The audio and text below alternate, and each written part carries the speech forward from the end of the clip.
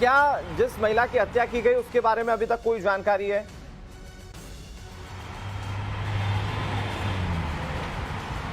देखिए, फिलहाल पुलिस द्वारा पता किया जा रहा है कि ये किस परिवार से आती थी और इस व्यक्ति के साथ कितने लंबे समय से रिलेशनशिप में रह रही थी, लिव इन में कैसे रह रही थी, इनके एग्रीमेंट्स पर आखिर किन लोगों ने अपने हस्ताक्षर किए होंगे एज अ विटनेस, उन लोगों से भी पुलिस जांच करेगी। उसके बाद जो ये लड़की है ये कहाँ की रहने वाली थी, उसका बैकग्राउंड क्या था, इसकी डिटेल्स भी आज हम उम्मीद कर सकते हैं कि पुलिस द्वारा साझा किया जाए, उसकी जानकारी निकाली जाए, क्योंकि अब तक युवती के परिवार से भी कोई पुलिस के समक्ष नहीं आया है। पुलिस जांच कर रही है कि फोन के जरिए, कांटेक्ट नंबर के जरिए पता लगाया जा सके कि वो किस जगह काम करती थी और किन लोगों के संपर्क में थी। शिवानी, क्या आसपास के लोग अभी तक सामने आए? क्योंकि वो लोग अगर लिव इन में रहते थे, जाहिर बात है कि कुछ दिन से वहां रह रहे होंगे या ठहरे होंगे। आसपास के लोगों ने क्या अभी इस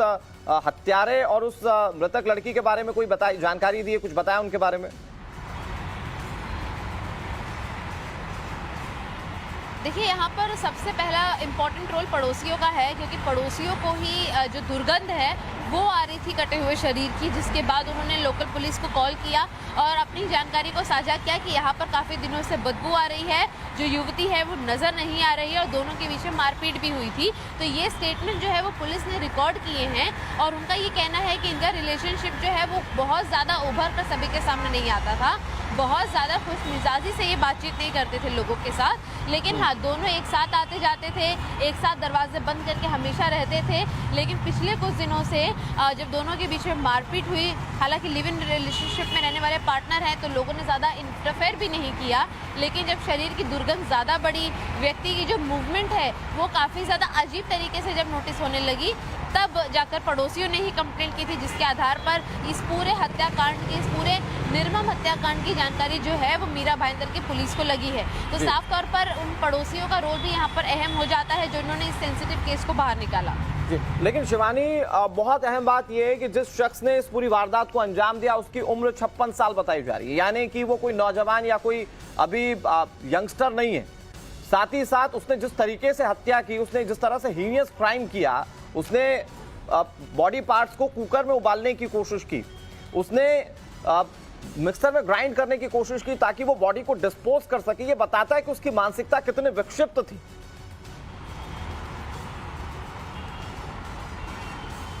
बिल्कुल, देखिए, यहाँ पर पुलिस की जानकारी भी ये स्पष्ट कहती है कि ये जो व्यक्ति है ये कोई ऐसा व्यक्ति नहीं है जो कि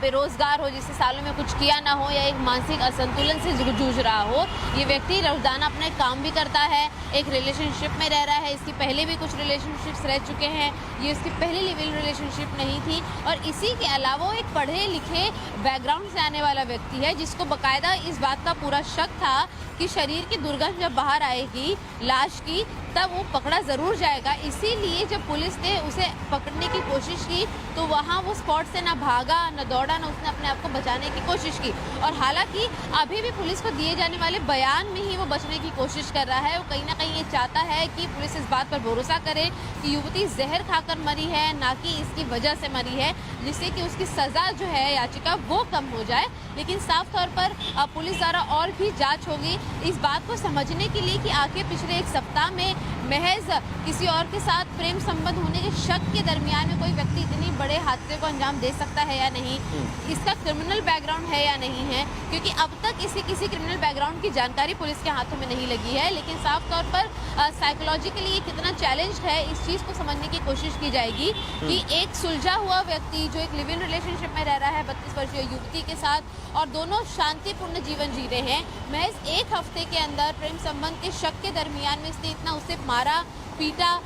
कि लड़की जो है वो जहर पीने के लिए राजी हो गई, या फिर उसने मौत को गला स्वीकारना शुरू कर दिया था, या फिर इसने उसे इतना ज़्यादा टॉर्चर किया, उसे गला घोंटकर मारा और उसके बाद जो शरीर के टुकड़े हैं उसे काटकर अलग अलग जगहों पर फेंका, उबाला और ग्राइंड किया। ये सारा जो सीक्वेंस है वो पुलिस द्वारा आज सुलझाया जाएगा। जी शिवानी, एक सवाल ये है, क्योंकि इस शख्स के बारे में तो आपने बहुत डिटेल में इंफॉर्मेशन दी जो शुरुआती तौर पर अभी सामने आ रही है, लेकिन एक बात और बताइए कि जिस युवती का मर्डर किया गया है, क्या उसको लेकर अभी तक कोई फौरी तौर पर जानकारी पुलिस दे पाई है? कितनी उम्र थी? क्योंकि जिस शख्स ने हत्या की वारदात को अंजाम दिया उसकी उम्र 56 साल बताई जा रही है, लेकिन लड़की के बारे में अभी भी कोई पुष्ट जानकारी सामने नहीं आ पाई है। कितनी उसकी उम्र थी, वो कहाँ की रहने वाली थी, वो कैसे इस शख्स के साथ संपर्क में आई थी, क्या साथ में काम करने वाली थी, इस दिशा में अभी तक कोई जानकारी है आपके पास?